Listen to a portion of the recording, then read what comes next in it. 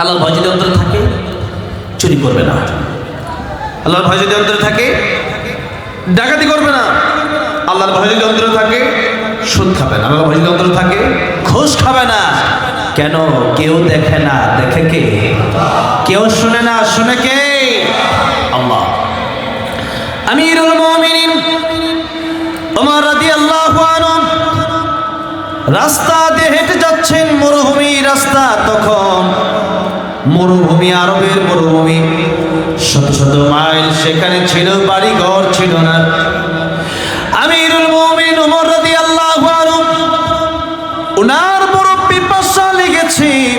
আমিরুল মুমিনিন ওমর রাদিয়াল্লাহু আনহু দেখতে পেলেন একজন রাখাল ছাগল চড়াচ্ছে, বকরি চড়াচ্ছে। আমিরুল মুমিনিন বললেন, রাখাল, এই যে মরুভূমিতে তুমি ছাগল চড়াচ্ছ, তোমার কাছে এসেছি, আমাকে কি একটু দুধ দেওয়া যায় নাকি? আমি পান করব, আমার পিপাসা নিবারণ করব। রাখাল বলল, আমি দিতে পারবো না, কারণ ছাগলের মালিক আমি নই, বকরির মালিক আমি নই, মালিক আর একজন, আমি কেবলমাত্রই রাখাল।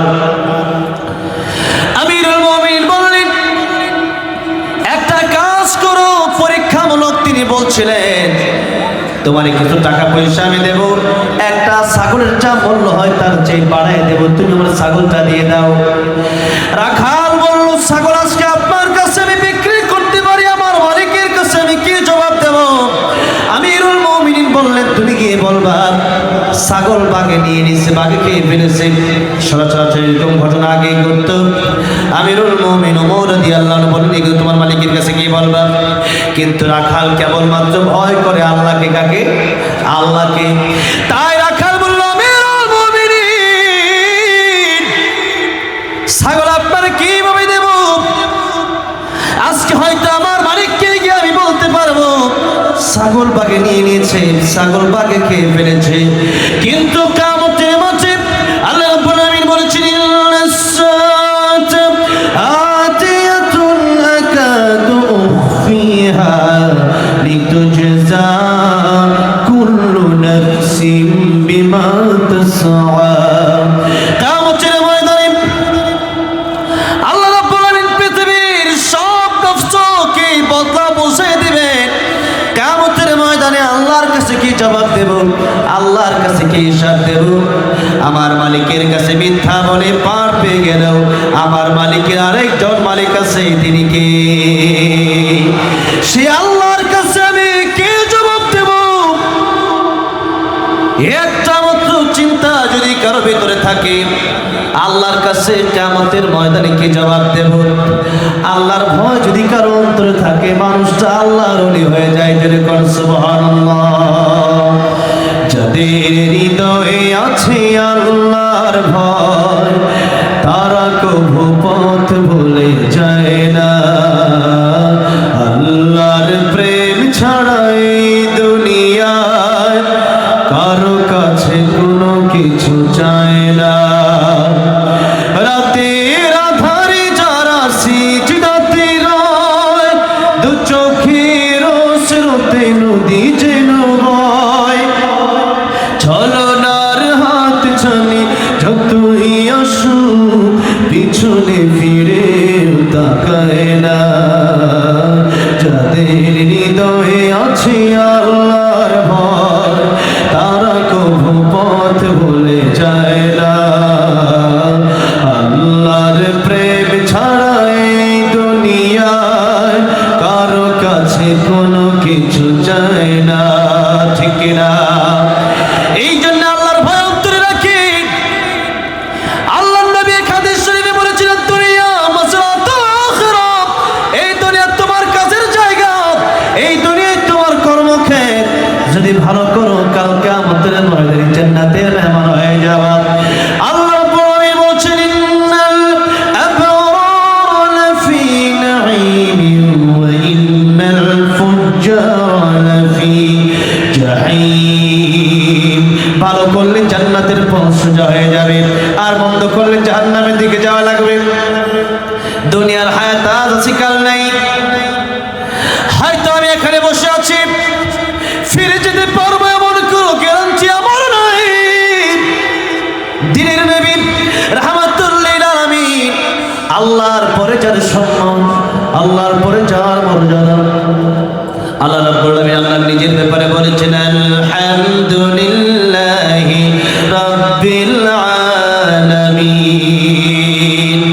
এই আলামিন শব্দ ব্যবহার করে আমার নবীর ব্যাপারে আল্লাহ রাব্বুল আলামিন বলছেন ওয়া মা আরসালনাকা ইল্লা রাহমাতাল লিল আলামিন। রাহমাতুল লিল আলামিন নবী, বলেন না রাহমাতুল লিল আলামিন নবী, কোরআনে প্রমাণ। আশিক বিনে কে বুঝিবে আমার দয়ার নবীর শান। কষ্ট হচ্ছে আপনাদের? নবীর প্রেমে আজকে লাইলাতুল ইসমিন শাবান একটু যদি প্রশংসা গান, আমার আল্লাহ খুশি হবে না? আমার নবী খুশি হবে না? নবীর প্রেম নিয়ে মহব্বত নিয়ে জোরে সরে রাহমাতুল লিল আলামিন নবী, রাহমাতুল লিল, এই আসতে বললে ওয়াজ শেষ হয়ে যাবে, জোরে না রাহমাতুল লিল আলামিন নবী, জোরে রাহমাতুল লিল, কোরআনে প্রমাণ। আশিক বিনে কে বুঝিবে আমার দয়ার নবীর শান। বলেন আশিক বিনে কে বুঝিবে আমার দয়ার নবী। আমার মদিনারি বলবো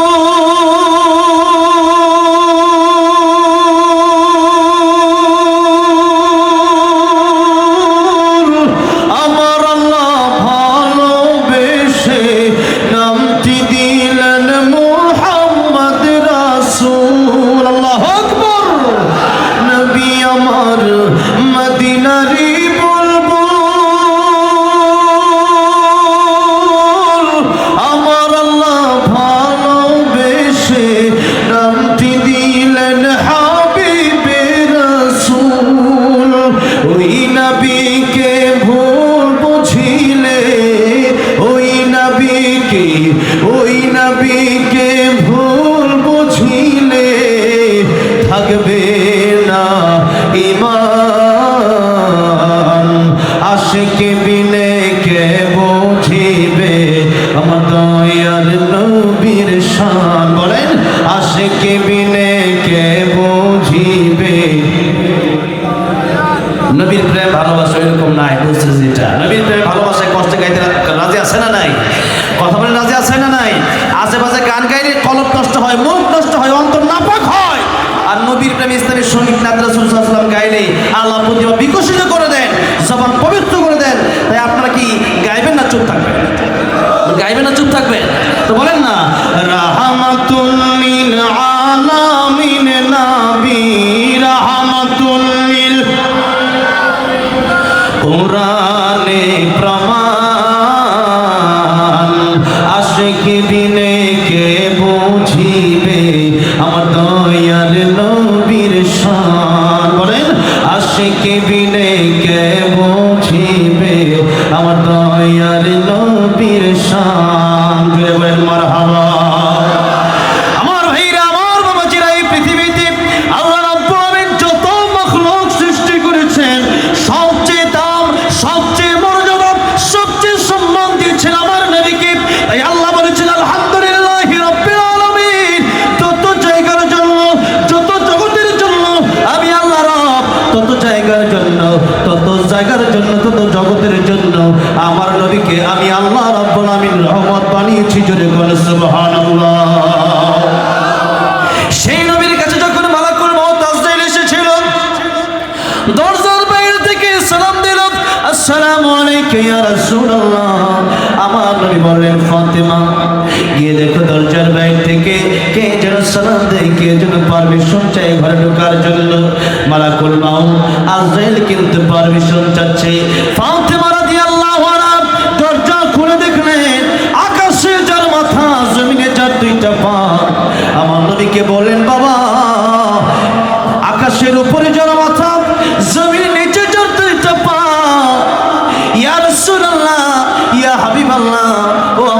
বাবা, এরকম লোক আমি আমার জীবনে মক্কা নগরীতে কোনোদিন দেখি নাই, মদিনাতে কোনোদিন দেখি নাই। আমার নবীর ফাতিমা এটা আর কোন দুনিয়ার মানুষ না, এটা হচ্ছে মালাকুল মাউত আজরাইল। ফাতিমা রে, মালাকুল মাউত আসার জন্য পারমিশন যাচ্ছে, পারমিশন দাও। ফাতিমা বলেন, ইয়া রাসূলুল্লাহ, ইয়া হাবিবাল্লাহ, আমার প্রাণের বাবা, আসার জন্য পারমিশন দিব কিভাবে? সবসময় দেখেছি জিবরিল আসতো, এখন দেখি আসতে মালাকুল মাউত আজরাইল চলে এসেছে, আমি আসতে দেব না। আমার মনে হয় তুমি সুস্থ, তোমাকে নেওয়ার জন্য এসেছে। আমার নবী বলেন, ফাতিমা, মালাকুল মাউত আজরাইল পৃথিবীর মানুষের কাছে জান কবজ করতে চায়, অনুমতি নেয় না। আমি রাহমাতুল লিল আলামিন, আমি আল্লাহর বন্ধু, আল্লাহ রাব্বুল আলামিন আমাকে সম্মান দিয়েছেন, তাই মালাকুল মাউত ঘরে প্রবেশ করে না। ঘরে ঢোকার জন্য অনুমতি দিয়ে দাও। অনুমতি দিয়ে দেওয়া হলে পরে মালাকুল মাউত বলে, ইয়া রাসূলুল্লাহ, ইয়া হাবিবাল্লাহ, আল্লাহ রাব্বুল আলামিন আপনার কাছে আমাকে পাঠিয়েছেন। আল্লাহ বলেছেন, আপনি যদি যেতে চান আপনার রূহ কবজ করতে, আর আপনি যদি থাকতে চান আল্লাহ রাব্বুল আলামিন আপনার হায়াত বাড়িয়ে দিবেন। আমার নবী বলতেছেন, আজরাইল হাত্তা ইয়াতিয়ানি জিবরাইল, জিবরাইল আসার পর্যন্ত তুমি অপেক্ষা করো, আমি জিবরাইলের সাথে একটু পরামর্শ করতে চাই। তার মানে কাজ করার আগে পরামর্শ করার দরকার আছে না নাই?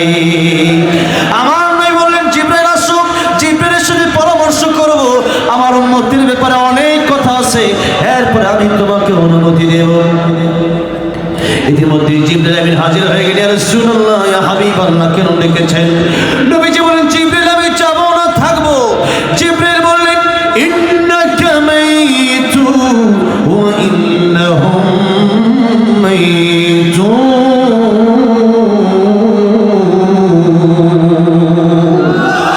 ইয়া রাসূলুল্লাহ, ইয়া হাবিবাল্লাহ, এই পৃথিবীতে কেউ থাকতে পারে না, কেউ থাকতে পারবে না। আল্লাহ রাব্বুল আলামিন আগে বলেছেন, কুল্লু মান আলাইহা ফান ওয়া ইয়াবকা ওয়াজহু রাব্বিকা যুল জালালি ওয়াল ইকরাম।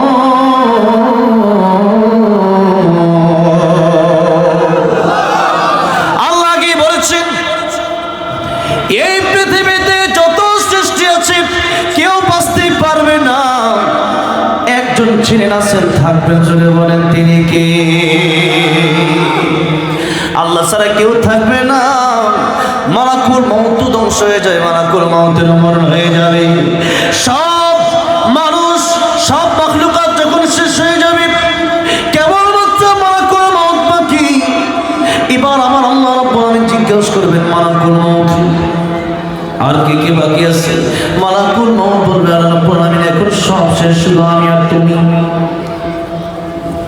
আল্লাহ বলবেন, ও মালাকুল মাউত, আমি ছাড়া বাচ্চার অধিকার কারো নাই, মত। ইয়া মালাকুল মাউত,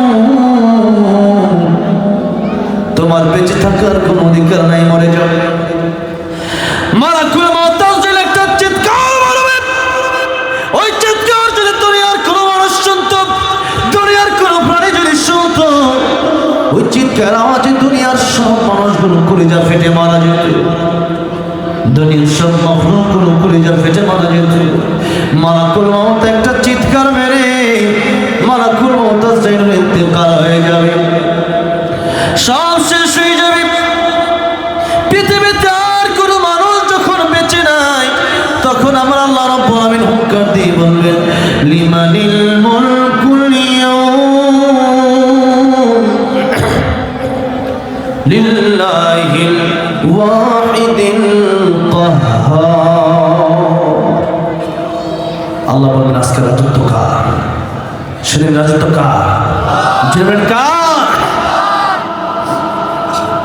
ভাইরা আমার, বাবাজিরা আমার, এই দুনিয়ায় থাকার জায়গা না, চলে যেতে হবে, আজ নয় কাল যেতে হবে পরপারে। এই জন্য কবি বলেছেন, ইহা হাম সব মুসাফির হ্যায় ওহি আখির ঠিকানা, কোই আগে রওনা হ্যায় কোই পিছে রওনা, কোই আগে রওনা হ্যায়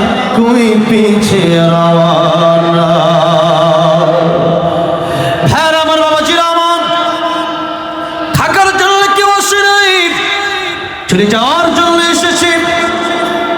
তাই একা আল্লাহ রাব্বুল আলামিন বলেছেন কাইফা তাকফুরুনা বিল্লাহি ওয়া কুনতুম আমওয়াতান ফাআহইয়াকুম সুম্মা ইউমীতুকুম সুম্মা ইউহয়ীকুম সুম্মা ইলাইহি তুরজাউন।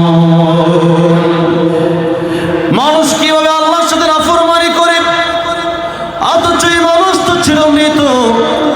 এই মানুষকে আমি আল্লাহ রাব্বুল আলামিন জীবন দিলাম, এই মানুষ আবার মরে যাবে। মিনহা খালাকনাকুম ওয়া ফিহা নুঈদুকুম ওয়া মিনহা নুখরিজুকুম তারাতান উখরা। মাটি থেকে সৃষ্টি, আবার মাটিতেই চলে যেতে হবে, সেই মাটি থেকে আবার ওঠানো হবে। দুনিয়ার মানুষ, কিন্তু আমরা পড়ে আছি হকাল নিয়ে, হকালি হকাল। দেহ নিয়ে পড়ে আছি, রূহ নিয়ে আমরা পড়ে নাই।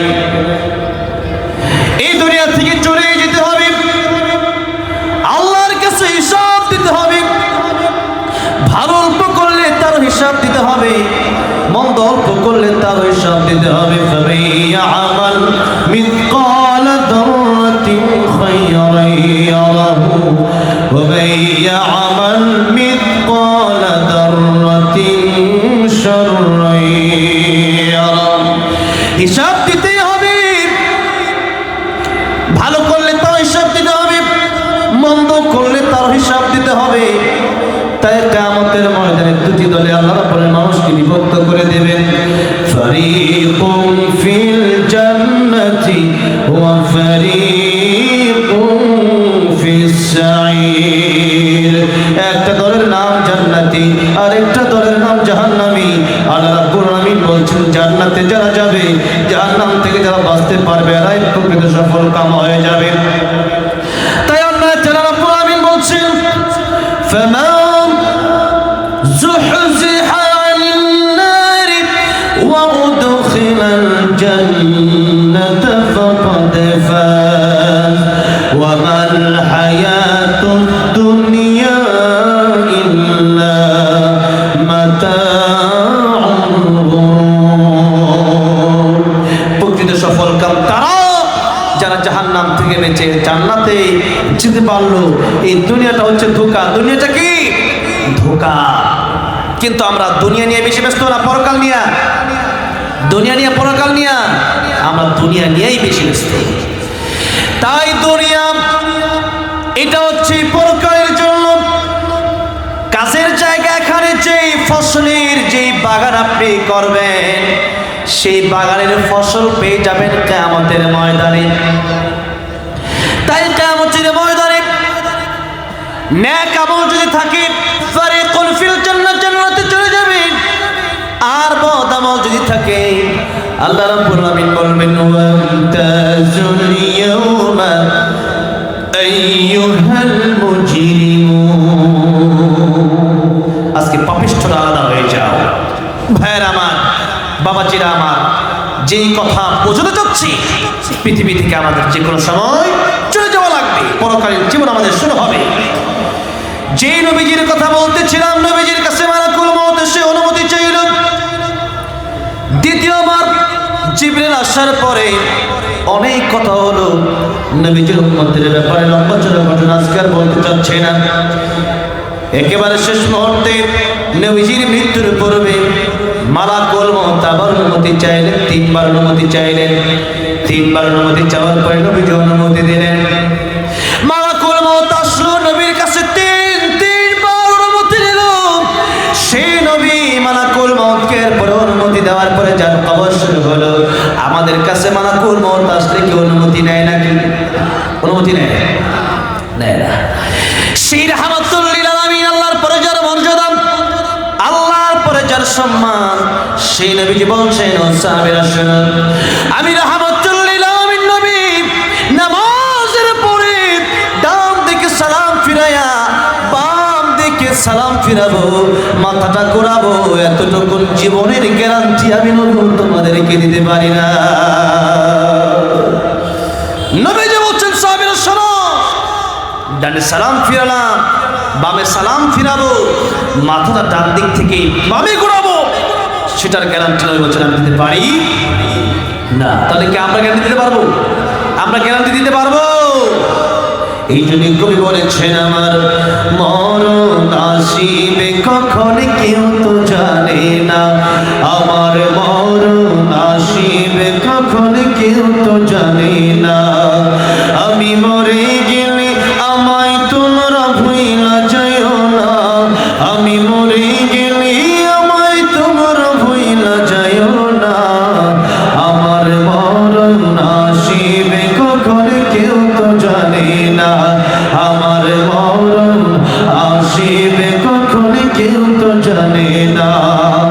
এই দুনিয়া চিরজীবন থাকার জায়গা না, অন্ধকার কবর যে আমার আসল ঠিকানা, সবাই রেখে আমায় চলে যাবে সঙ্গী হবে না, সবাই রেখে আমায় চলে যাবে সঙ্গী হবে না, আমার মরণ আসিবে কখন কেউ তো জানে না, আমার মরণ আসিবে কখন কেউ তো জানে না। কথা ঠিক না বেঠি? এই জন্য কার মরণ কোন দিন আসে কখন আসে কারো জানা নাই। এই দুনিয়াতে আজ আসে কাল নাও থাকতে পারে। জীবনের শেষ ওয়াজ মনে করে ওয়াজ করতেছি, জীবনের শেষ ওয়াজ করে মনে করে আজকে আপনাদের সামনে কথা বলতেছি। আগামীকাল আবার সেই কাজে পরে আমার জেলায় মাহফিল রাখা, সেখানে যেতে পারবো কিনা তা আমি জানি না। চেয়ারে বসেছি, এখান থেকে আমি ইচ্ছা করলে উঠতে পারবো কিনা তা জানি না। আপনারা এখানে বসে আছেন, আসলে বাড়ি যেতে পারবেন তার কোনো গ্যারান্টি নাই। কিন্তু জীবন যদি এখন শেষ হয়ে যায়, নবীজি বলেছেন, হাসিবু ক্বাবলা আন তুহাসাবু, কিয়ামতের ময়দানে আল্লাহর কাছে হিসাব দেওয়ার আগে নিজের হিসাব নিজে একবার করুন। এখন আপনার হিসাব আপনি করেন।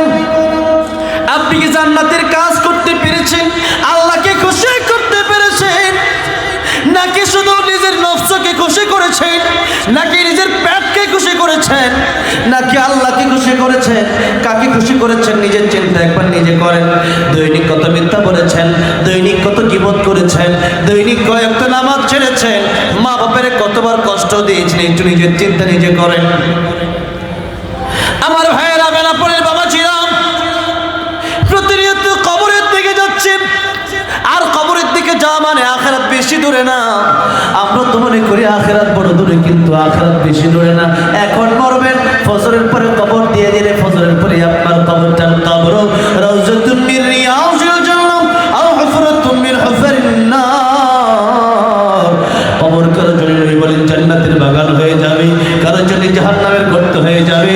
ও মুসলমান, চিন্তা করে দেখেন, জান্নাতের কাজ করেছেন না জাহান্নামের কাজ করেছেন?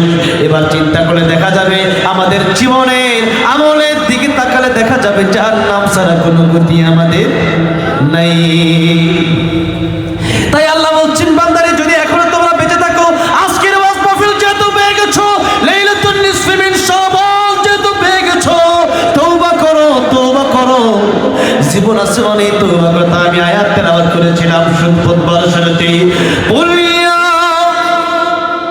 ইবাদিয়াল্লাযীনা আসরাফু আলা আনফুসিহিম লা তাকনাতু মির রাহমাতিল্লাহ। আল্লাহ নবীকে আল্লাহ বলছেন, আমার নবী, মানুষকে আপনি বলে দিন, ও আমার বান্দারা, যারা তোমরা গুনাহ করে ফেলেছো, যারা তোমরা নিজের নফসের উপর জুলুম করে ফেলেছো, তারা আমার রহমত থেকে নিরাশ হয়ে যায় না। আমি আল্লাহ রাব্বুল আলামিন তোমাদের জন্য তওবার দরজা করে রেখেছি। তওবার দরজা দুইটা টাইম বছর আগ পর্যন্ত আল্লাহ রাব্বুল আলামিন খোলা রেখে দিয়েছেন। নাম্বার 1, মানুষের যখন মৃত্যুর গড়গড়া শুরু হয়ে যায়, মালাকুল মউত যখন তার রূহ ধরে টান দেয়, মৃত্যুর যন্ত্রণা যখন শুরু হয়ে যায়, তখন মানুষ চিন্তা করে সমস্ত সম্পত্তি দিয়ে দেব, তাও আমি আরেকটু আমল করে যাই। মনটা চায় দুনিয়াটা পুরোটা যদি মালাকুল মউতকে দিতে পারতাম, আর যদি একটা দিন হায়াত পেয়ে যেতাম, তওবা করে নিতাম, কিন্তু তখন আর তওবা কবুল হয় না। আমার নবীজি প্রতিদিন 100 বার তওবা করতেন। কতবার? 100 বার তওবা করতেন। আর আমরা গুনাহ করি শত বার, কিন্তু তওবা একবারও করি। আমরা যে গুনাহ করি, গুনাহকে গুনাহই মনে করি না, মিথ্যা কথাকে গুনাহ মনে করি না, গীবতকে গুনাহ মনে করি না। অপর ভাইয়ের নামে অপর ভাইয়ের বিরুদ্ধে যখন আমরা সমালোচনা করি, তখন আমরা এটাকে গুনাহই মনে করি না। অথচ আল্লাহ রাব্বুল আলামিন বলেছেন, ওয়ালা ইয়াগতাব বা'দুকুম বা'দান আয়ুহিব্বু আহাদুকুম আন ইয়াকুলা লাহমা আখিহি মাইতান ফাকারিহতুমুহ। আল্লাহ বলছেন, তোমরা একে অপরের গীবত করো না। আয়ুহিব্বু আহাদুকুম, তোমরা কি কেউ এমনটা পছন্দ করো, আন ইয়াকুলা লাহমা আখিহি মাইতা, তোমাদের মৃত ভাইয়ের গোশত তোমরা খাবা। ফাকারিহতুম, এটা তোমরা পছন্দ করো, এটা তোমরা পছন্দ করো না। আল্লাহ বলছেন, মানুষের গীবত করা আমি আল্লাহ হারাম করে দিলাম। নবীজি বলেছেন, গীবত করলে তোমার 2টা শাস্তি। যদি বলেন কয়টা শাস্তি? এই যে রমজান মাস সামনে আসতেছে, রমজান মাসের গুরুত্ব আছে না নাই?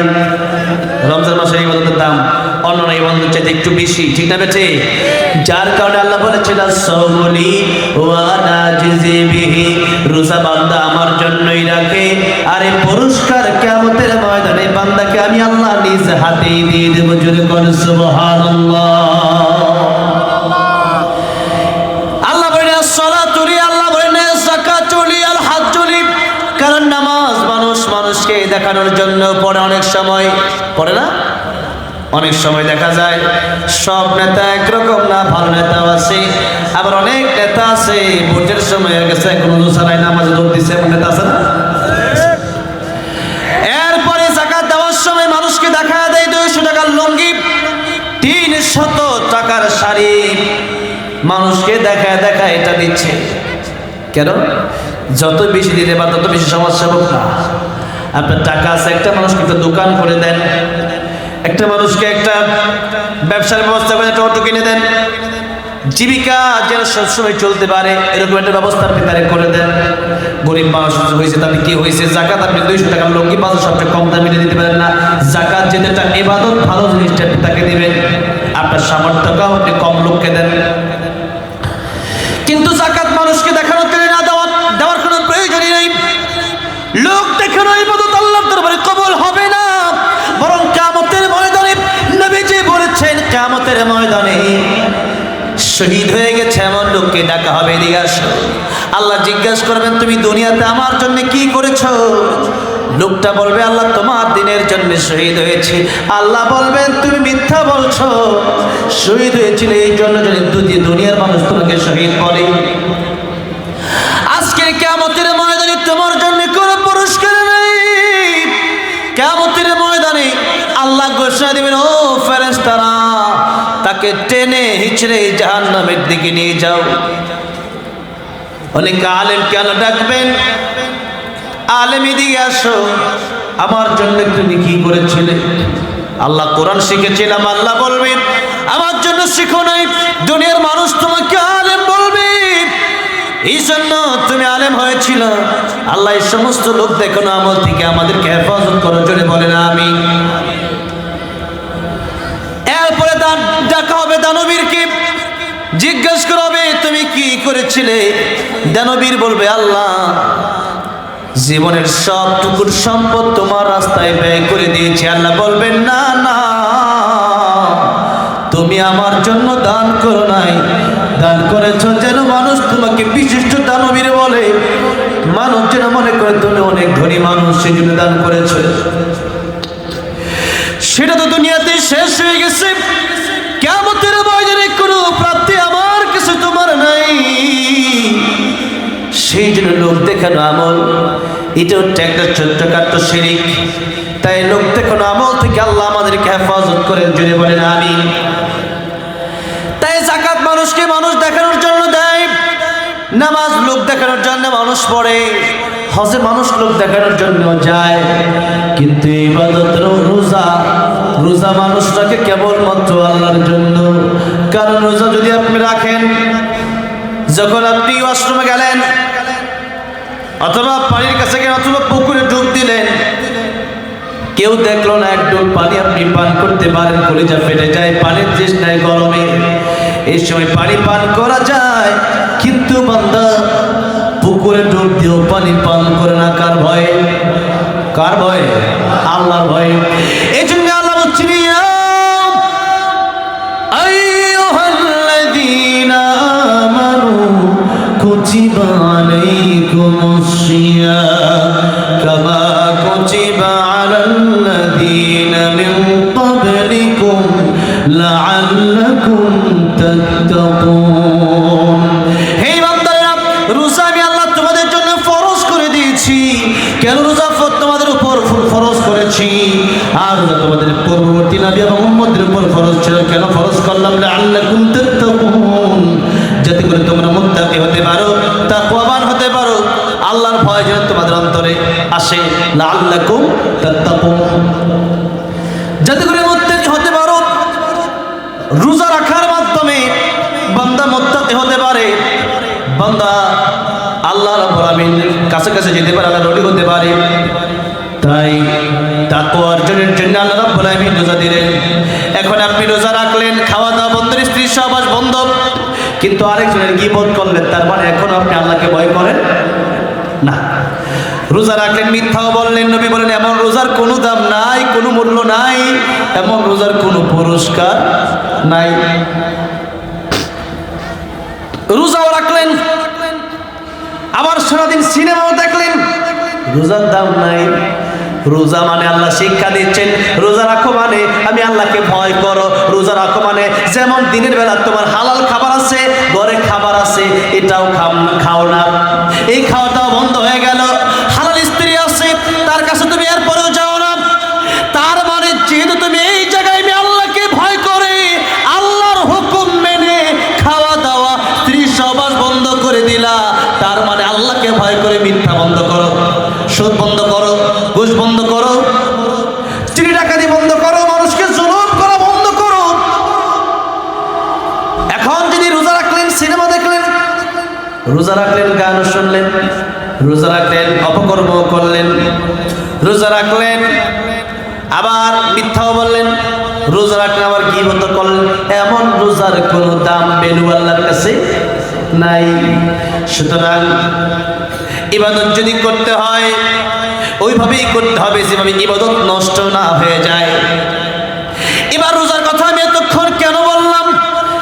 দুইটা কারণ। একটা কারণ হচ্ছে আগামীতে রোজা আসতেছে, আরেকটা কারণ হচ্ছে গীবত করলে মানুষের আমল তার কাছে থাকে না, বরং গীবত যদি আরেকজনের ব্যাপারে আপনি করেন, আপনার আমল চলে যায় তার কাছে, তার গুনাহ চলে আসে আপনার কাছে। দেখি অনেক লাভ না অনেক ক্ষতি? কি ক্ষতি? ইমাম সুফিয়ান সাউরি রাহমাতুল্লাহ আলাইহি অনেক বড় একজন আল্লাহর ওলি, অনেক বড় একজন আলেম, মুহাক্কিক আলেম, অনেক বড় একজন ইমাম। উনি ওনার খাদেমকে একদিন ডেকে বললেন, ও খাদেম শোনো, এই যে কিছু টাকা পয়সা তোমরা দিলাম, কিছু হাদিয়া দিলাম, এটা তুমি ওই লোককে দিয়ে আসবা যে লোক আমার বিরুদ্ধে গীবত করে, আমার বিরুদ্ধে সমালোচনা করে। খাদেম ডেকে বলল, হুজুর খ্যাতবোধ করি আমি আপনার, কিন্তু তাকে কেন আপনি হাদিয়া দিচ্ছেন? দিলে না আমারে দিবেন। হুজুর বলতেছে, ও খাদেম শোনো, ও খাদেম শোনো, কিয়ামতের ময়দানে এই লোক আমার বড় উপকারে আসবে, আমার মা বাবা এত বড় উপকারে আসবে না। কথা কি বুঝতেছেন? কথা কি বুঝতেছেন? বুঝে আসতেছে? কয়টা বাজে? ও কেবলই 11টা বাজলো আর কি, তাই না? আপনাদের কেমন যেন মোটামুটি মানে ঘুম ঘুম ভাব। আর আমি একটু অসুস্থ হয়ে গেছি, বুঝছেন তো? গাড়ি স্টার্ট দিয়েছি সে অক্টোবরে, একদিন বলতেছি একটু গজল গাওয়ার লাগে আর কি, আমি শুনতেছি তো বলবো। কি একটা গজল দিলে সব চাঙ্গা হয়ে যাবে চাঙ্গা হয়ে যাবে? ইনশাআল্লাহ। হবে ইনশাআল্লাহ। অত গজল আর বেশি দরকার। আচ্ছা, যেটা বোঝার দরকার গজল হচ্ছে এটা এক্সট্রা বিষয়, এটা যখন আমার ওয়াজের সিরিয়ালে আসবে তখন বলবো, অথবা একবারে শেষ মুহূর্তে বলবো। আমরা আসলে তাফসির বোঝার চেষ্টা করি না, কোরআন আয়াত বোঝার চেষ্টা করি না, খালি মজা নেওয়ার চেষ্টা করি, খালি কানের মজা। অন্তরের জন্য অন্তরে ঢোকান আগে, কথা অন্তরে ঢোকান। সারাদিন গিবত করেন, এটা বলতেছি সারাদিন আমরা, মানে আমার তো 90% মানুষ আমার দেশে গিবত করে, যদি বল ঠিক না বেঠি। দু একজন লোক আছে গিবত করে না। গিবত মানে কি? ওই লোকটা এত খারাপ পেলি গা, ওই লোকটা বেশি সুবিধার না। হ্যাঁ ভালো, তুমি ভালো আছো? আল্লাহকে শিফা দান করে, যদি বলেন আমিন। যাও, ঠিক আছে যাও, আমি খুশি হয়েছি তুমি আসছো, যাও বসো। হ্যাঁ, আমার বাসা গাজীপুর। তুমি ভালো আছো? আলহামদুলিল্লাহ, ঠিক আছে যাও। আচ্ছা যাক, এরকম মানুষ দেখেন, আল্লাহ আপনাদেরকে কত ভালো রাখছে। যাকে এরকম বানাচ্ছে সেই বুঝে, ঠিক না? সেও বুঝে না, তা তো বলছে, সেও বুঝে না। মানে আমাদের বোঝার দরকার আল্লাহ আমাদেরকে ভালো রাখছে। ও তো ওই যে ও তো গিবত কারকে বুঝেই না, ঠিক না? আল্লাহ আল্লাহ আমাদেরকে সুস্থ রেখেছেন, এই জন্য বলি আলহামদুলিল্লাহ। গিবত এই দুনিয়াতে এত মারাত্মক একটা গুনাহ, মানুষের হক নষ্ট করার মতো গুনাহ হচ্ছে গিবত। রোজাও রাখবেন, গিবত করবেন, রোজা চলে যাবে তার কাছে, তার গুনাহ চলে আসবে আপনার কাছে। সাহাবী বলেন, ইয়া রাসূলুল্লাহ, গিবত কারে বলেন? নবী বললেন, মানুষের অগোচরে মানুষের নামে এমন কিছু বলা যেটা শুনলে সে কষ্ট পায়। মানুষের অগোচরে কারো অগোচরে কারো সমালোচনা করা, এটাই হচ্ছে কি গীবত। গীবত অর্থাৎ পরনিন্দা, পরের নিন্দা করা তার অগোচরে। এই দোষ আমাদের চাইস্টলে বাজার ঘাটে আছে না নাই? অভাব নাই। এই গুনাহ যার আছে ওর সব আমলনামা তার কাছে চলে যাচ্ছে। এখন গীবত কখন হবে? সাহাবী বলেন, ইয়া রাসূলুল্লাহ, যদি লোকটা আসলে দোষ করে এটা গীবত হবে? নবী বলেন, আসলে দোষ করলে তো গীবত হবে, আর দোষ না করলে তুহমত হবে। তাই সুফিয়ান সাউরি রাহমাতুল্লাহ আলাইহি বলছেন, তাকে হাদিয়া দিয়ে আসো, কারণ কিয়ামতের ময়দানে তার মাধ্যমে আমার দুটি উপকার হবে। কয়টা উপকার? দুইটা উপকার। নাম্বার 1 হচ্ছে কিয়ামতের ময়দানে আল্লাহ রাব্বুল আলামিন কোরআন শরীফে বলছেন, ইয়াউমা ইয়াফিরুল মার'উ মিন আখিহি ওয়া উম্মিহি ওয়া আবিহি ওয়া সাহিবাতিহি ওয়া বানিহি। কিয়ামতের ময়দানে নিজের ভাই, নিজের বাবা, নিজের মা, নিজের স্বামী, নিজের স্ত্রী কোনোটাই কাজে আসবে। দেখেন, এই বাবা মার কথা আল্লাহ বলেন কিয়ামতের মধ্যে কাজে আসবে না, অথচ কোরআন শরীফে বিভিন্ন আয়াতে আল্লাহ বলেন মা বাবার খেদমত করার কথা বলেছেন আল্লাহর ইবাদতের পরেই। আল্লাহর ইবাদতের পরে আল্লাহ কার খেদমত করতে বলেছেন? মা বাবার খেদমত করতে বলেছেন। তাই আল্লাহ রাব্বুল আলামিন সূরা বনী ইসরাঈলের 23 নম্বর আয়াতে বলছেন, ওয়াকাদা রাব্বুকা আল্লা তা'বুদু ইল্লা ইয়্যাহু ওয়া বিল ওয়ালিদাইনি ইহসানা। আল্লাহ বলছেন, আমার চূড়ান্ত ফয়সালা হচ্ছে বান্দারা আমার ইবাদত করবে, এরপরে তার পিতামাতা খেদমত করবে। নবী বলছেন, পিতামাতা হুমা জান্নাতুকা হুমা নারুকা, পিতামাতা তোমার জন্য জান্নাত, পিতামাতাই তোমার জন্য জাহান্নাম। পিতামাতাকে খুশি করো, আল্লাহ খুশি হবে, তোমাকে জান্নাত দিয়ে দিবেন। সুবহানাল্লাহ। আর যদি পিতামাতাকে কষ্ট দিয়ে দেন, আমার আল্লাহ কষ্ট পেয়ে যাবেন। তার কারণে কিয়ামতের ময়দানে আপনাকে জাহান্নামের পথ ধরতে হবে।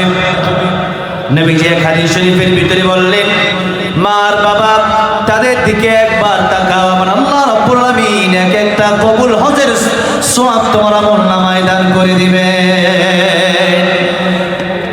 হজে যাওয়া বলেন তো কঠিন না সহজ? কঠিন, কঠিন। নবী নিজে বলছেন, হাজ্জুল হাজ্জু, কঠিন।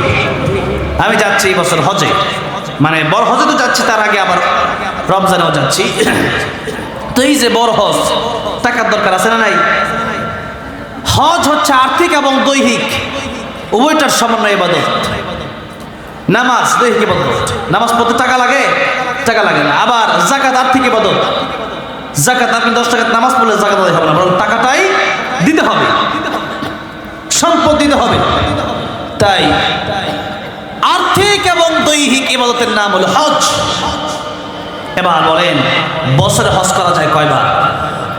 এমনি বড় হজ তো জীবনে একবার করা যায়, মানে ফরজ হজ, কিন্তু বড় হজ প্রতি বছরে একবার করা যায় না, জিলহজ মাসে একবার করা যায়। আমি এখন যদি যাই হজ হবে? উমরা হবে, হজ হবে না। হজ বছরে একবার করা যায়। এবার আপনি বছরে একবার হজ যেতে পারেন, এই হজ কবুল হয়েছে কিনা তার কোনো গ্যারান্টি নাই। কিন্তু নবীজি বলেছেন মার বাবার দিকে একবার করে তাকাবা, আমার আল্লাহ রাব্বুল আলামিন এক একটা কবুল হজের সওয়াব তোমার আমলনামায় দিয়ে দিবে। সাহাবী বলেন ইয়া রাসূলুল্লাহ, ইয়া হাবিবাল্লাহ, ওই মার বাবার দিকে যদি 100 বার তাকাই, আমার আল্লাহ রাব্বুল আলামিন কি 100 কবুল হজের সওয়াব দিবেন নাকি? নবীজি বলেন সাহাবী 100 বার যদি তুমি তাকাও 100 কবুল হজের সওয়াব আল্লাহ দেবেন। শুধু তাই না, আপনি আপনার মার বাবার দিকে যতবার তাকাবেন, তাকাতে তাকাতে অস্থির হয়ে যেতে পারেন, আমার আল্লাহ রাব্বুল আলামিন সওয়াব দেওয়ার বেলায় কোনো অস্থির হবেন না। জোরে বলেন সুবহানাল্লাহ। মা আর বাবা তারা হলো অমূল্য সম্পদ। তারা কি সম্পদ বলেন? অমূল্য, যেটা কোনো মূল্য হয় না। পৃথিবীতে কোনো মানুষের দিকে তাকালে কবুল হজের সওয়াব হবে এমন কি কোনো হাদিস আছে? এমন কি কোনো কোরআনের আয়াত আছে? নাই। কিন্তু মা বাবার দিকে তাকালে একবার তাকাবেন, একটা কবুল হজের সওয়াব। বলেন বছরে হজ করা যায় কয়বার? আর মার বাবার দিকে দৈনিক তাকানো যায় কয়বার? অসংখ্যবার, হিসাব ছাড়া। কতবার তাকানো যায় আমি জানি না, যেরকম ঠিক না বেঠে। কিন্তু সেই ওয়াস্তা আমরা পকেটে রেখে দিই। মা ডাক দিছে, বাবা ও ওই দিক থেকে দেয়াল ওই পার থেকে, এত ডাকো কেন? কি সমস্যা বলো? এরকম চিল্লায় কথা, ঠিক না ঠিক বলেন? ফালা তাকুল্লাহুম উফ। ভাইরা আমার বাবা যেন উফ কেন ডাকো, এটাও বলা যাবে না। মা বাবা যেন না বলে আপনিও বলতে পারবেন না। মা বাবা কি এটা উফের ব্যাখ্যা এসেছে, মাও যেন কষ্ট না পেয়ে বলে এই কথাটা, বাবা যেন না বলে। আর সন্তান যেন এরকম ও এত রাখো কেন, এরকম এই কথা যে সন্তান না বলে। ভাইরা আমার, বাবাজিরা আমার, আজকের সন্তানগুলো মা আর বাবার কদর জানে না। মা আর বাবা তারা হচ্ছে যুবকের কাছে, অনেক যুবকের কাছে মা বাবা হচ্ছে মানে একটা বুঝা মনে করে যে মরে না কেন। আমরা দেখেছি আমাদের গাজীপুর এলাকায় অনেক সন্তান এরকম দেখেছি যে আমার বাবা মরে না কেন, নাউযুবিল্লাহ পড়ে। মা আর বাবা কি অমূল্য সম্পদ। হজ করতে বছরে 8-10 লাখ টাকা লাগে, এরপরে গেলেন হজে, কষ্ট করলেন, কবুল হলো না হলো তার জানা নাই। আর মা আর বাবার দিকে একবার তাকান, একটা কবুল হজের সওয়াব। আর আপনি সেই ওয়াজ তো মানছেন না, শুনছেন না। যেই ছেলে মা ডাক দিলে পরে মাকে ধমক দেয়, ওই ছেলেই রাত 12টার সময় তার অবৈধ প্রেমিকার সাথে কথা বলতে বলতে ফজর কাটায় দেয়, ফজর আজান দিয়ে দেয়, খেয়াল থাকে না। যে বলেন ঠিক না বেঠে? এই জন্য সন্তানকে কোরআন শিক্ষা দেন, কোরআন শিখান।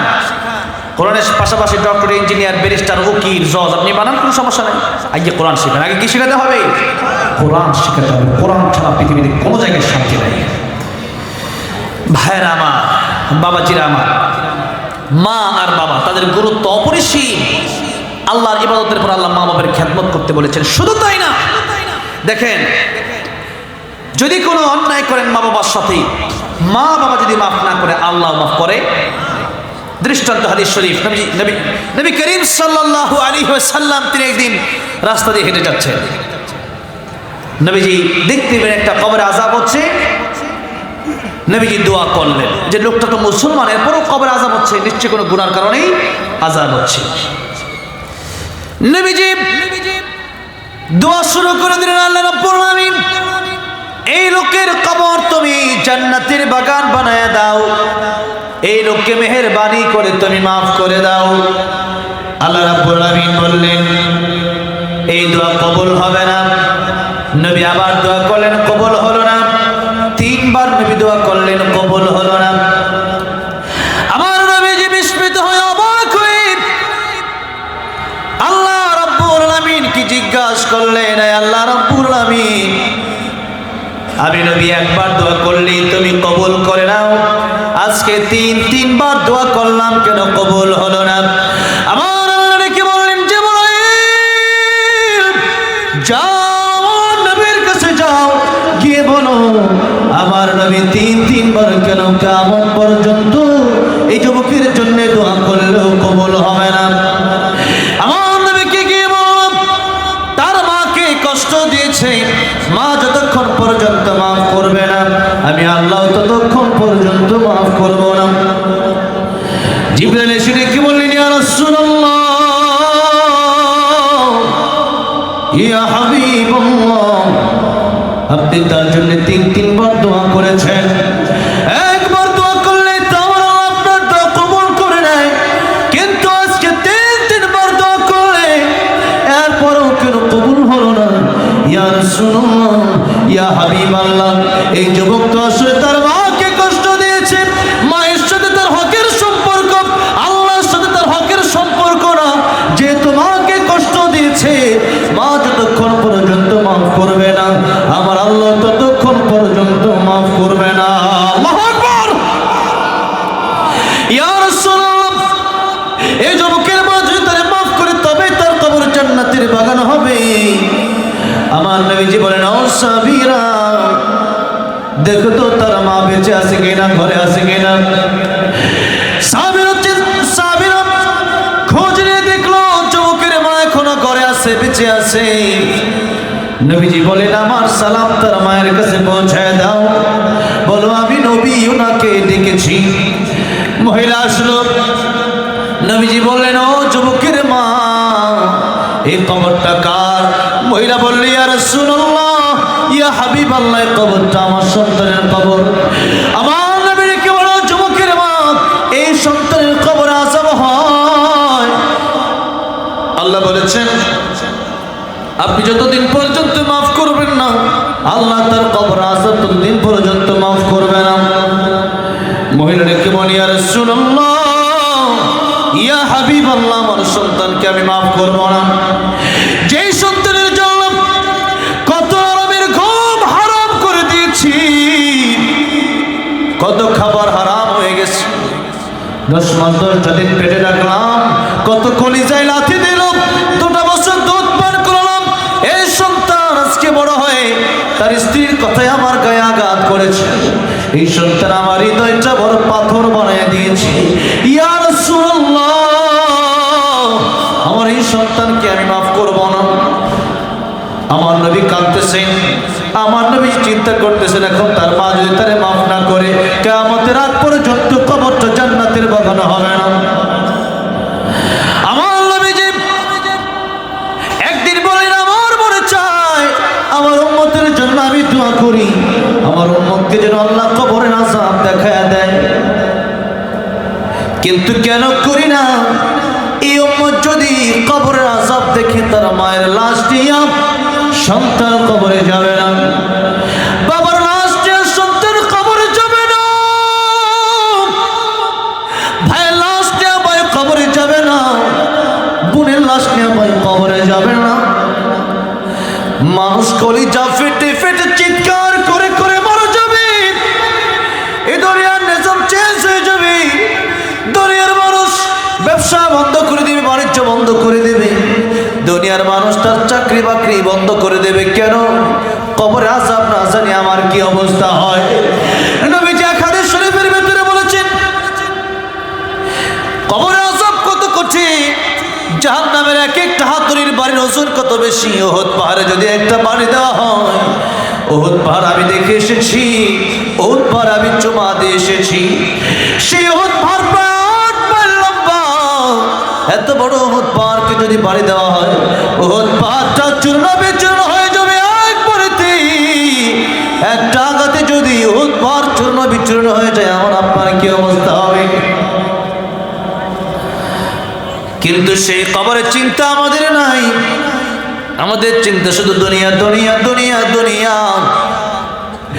আমার নবী দোয়া করতেছেন আল্লাহ রাব্বুল আলামিন কবরের আযাব যে কত ভয়ঙ্কর কত কঠিন আমি নবী দেখি, কিন্তু এই মহিলা তো দেখে না। আল্লাহ রাব্বুল আলামিন এই মহিলাকে একটু কবরের আযাব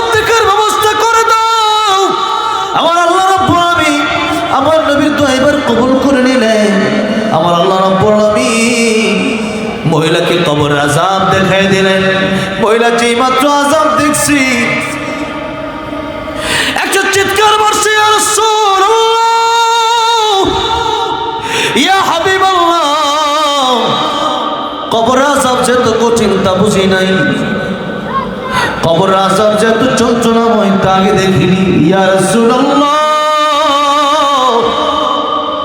আমার সন্তানের কবর আযাব হয়, দুনিয়ার সব শাস্তি মিলাই কবর আযাবের 1 সেকেন্ডের সময় হবে না। 1 সেকেন্ড পরিমাণ যে আযাবের যে কঠিন যে ভয়াবহতা, দুনিয়ার সব শাস্তি একত্র করলে সে আযাবের সমতুল্য হবে না। ইয়া রাসূলুল্লাহ, ইয়া হাবিবাল্লাহ, আমার সন্তানের কবর আযাব হয়, আমি যদিও তার কারণে কষ্ট পেয়েছি বুঝি নাই যে এই যে কবরে এইরকম আযাব হয়। ইয়া রাসূলুল্লাহ, আমার সন্তানের কবর আযাব দেখে আর সহ্য করতে পারলাম না, যতই কষ্ট আমরা দিয়েছে, কিন্তু আমি মা, আমার অন্তরে বড় দয়া মায়া তার জন্য আসছিল। ইয়া রাসূলুল্লাহ, আমার সন্তানের কবর আযাব আর আমি দেখতে চাই না, আমার সন্তানকে এই মুহূর্তে মাফ করে দিলাম।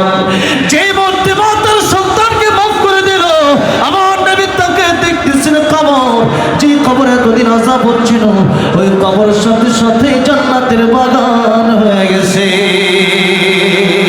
আল্লাহু আকবার। মায়ের চোখে ঝরলে পানি,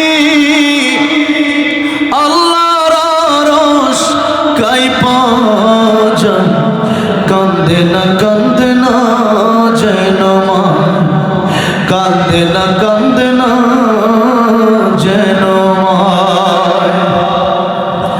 মায়ের মনে কত কষ্ট জানো না কি ভাই, এই জগতে মায়ের মতো আপন কেহ নাই, সেই মায়ের কষ্ট কেহ দিও নাই দুনিয়ায়, কান্দে না যেন মায়, কান্দে না যেন মায়। ও আমার যুবক ভাইরা, আমার কলিজার টুকরা বাবাজিরা, সবাইকে বলছেন বাবাজিদের জন্য একটা কথা হচ্ছে, সন্তানকে কোরআন শিখা। কোরআন না শিখলে মায়ের বাবার কদর সন্তান বুঝবে না। এই বাবাকে বৃদ্ধাশ্রমে মানুষ কিভাবে রেখে আসে আমি বুঝি না। যে মা বাবা যাদের জন্য দুনিয়া দেখতে পারলো, সে সন্তান যখন বাবা মাকে বৃদ্ধাশ্রমে রেখে আসে, বোঝা গেল ওই সন্তানের মানুষ থাকে না, সন্তানটা পশু হয়ে যায়। জোরে বলেন ঠিক না বেঠিক? কিন্তু কোরআন শরীফে আল্লাহর ইবাদতের পরে মা বাবার খেদমত করতে বলেছে। মা বাবার খুশি আল্লাহর খুশি, জান্নাতে যাওয়ার কারণ। মা বাবার কষ্ট আল্লাহর কষ্ট, জাহান্নামে যাওয়ার কারণ। মা বাবা যদি থাকে তাদের কাছে যান, তাদের কাছে গিয়ে তাকান, ভালোবাসেন, আল্লাহ রাব্বুল আলামিন খুশি হয়ে যাবেন। যে কথা বলছিলাম, মা বাবার মূল্য আল্লাহর পরেই আল্লাহ দিলেন। সেই মা বাবা কিয়ামতের ময়দানে সন্তান চিনবে না, স্বামী তার স্ত্রী চিনবে না। তাই আল্লাহ বলছেন, ইয়াউমা ইয়াফিরুল মারউ মিন আখিহি ওয়া উম্মিহি ওয়া আবিহি ওয়া সাহিবাতিহি ওয়া বানিহি। কিয়ামতের ময়দানে মা বাপ কাছে আসবে না, সন্তান কাছে আসবে না, ভাই বোন কাছে আসবে না। এই জন্য কিয়ামতের ময়দানে কথা যদি চিন্তা করতে হয়, নিজের আমল, নিজের ঈমান নিজের ঠিক করার দরকার আছে না নাই? আছে। ঈমান যদি না থাকে জান্নাতে যাবেন কিভাবে? ঈমান নিয়ে লম্বা চড়া আলোচনা আমার আছে ইউটিউবে। ঈমান, শুধু ঈমান ঈমান ঈমান না থাকলে জান্নাতে যাওয়ার কোনো সিস্টেম নাই। তাম পৃথিবীর সব মানুষ মিলে আপনার জন্য দোয়া করতে পারে, তাম পৃথিবীর সমস্ত নবীরা মিলে সুপারিশ করতে পারে, তাম পৃথিবীর সমস্ত ওলিরা মিলে সুপারিশ করতে পারে, জান্নাত নসিব হবে। তাই ঈমান আনতে হবে। কি আনতে হবে? ঈমান। সন্তানের পরিচয় দিয়ে জান্নাতে যাওয়া যাবে না, বাবার পরিচয় দিয়ে জান্নাতে যাওয়া যাবে না। আজর যখন জাহান্নামে যাবে, সন্তান ইব্রাহিম খলিলুল্লাহকে ডেকে বলবেন, তুমি তো জাতির পিতা ছেলে, আর আমি তোমার পিতা। জাতির পিতা কে? ইব্রাহিম। আলাইহিস সালাম। আর ইব্রাহিম আলাইহিস সালামের পিতা ছিল আযর। কে? আযর কাফের। কিয়ামতের ময়দানে ইব্রাহিম খলিলুল্লাহর পিতাকে যখন জাহান্নামে দেওয়া হবে, ইব্রাহিম খলিলুল্লাহর পিতা আযর ডেকে ডেকে বলবে, ইব্রাহিম দুনিয়াতে তোমার কথা শুনে নাই, আজকে কিয়ামতের ময়দানে তোমার কথা তুমি যা বলো তাই শোনাবো, একটু জাহান্নাম থেকে আমার বাঁচার ব্যবস্থা করে দাও। পয়গম্বর ইব্রাহিম ডেকে বলবে, আল্লাহ আমার বাবা জাহান্নামে যায়, আমার তো সহ্য হয় না, আমি তো অপমানিত হচ্ছি। আল্লাহ বলবেন তাকাও, আবার তাকাও। পয়গম্বর ইব্রাহিম তাকায় দেখবেন তার বাপকে আর দেখা যায় না, শুকর দেখা যায়। আল্লাহ শুকর বানায় তাকে জাহান্নামের দিকে দেবেন। তাই কিয়ামতের ময়দানে বাবার পরিচয় দিয়ে জান্নাতে যাওয়ার সিস্টেম নাই, সন্তানের পরিচয় দিয়ে জান্নাতে যাওয়ার সিস্টেম নাই, স্ত্রীর পরিচয় দিয়ে জান্নাতে যাওয়ার সিস্টেম নাই, স্বামীর পরিচয় দিয়ে জান্নাতে যাওয়ার সিস্টেম নাই। ঈমান যদি থাকে নবীর সুপারিশে কাজ হবে, ঈমান যদি না থাকে কোন সুপারিশ গ্রহণযোগ্য হবে? ঈমান কারে বলে?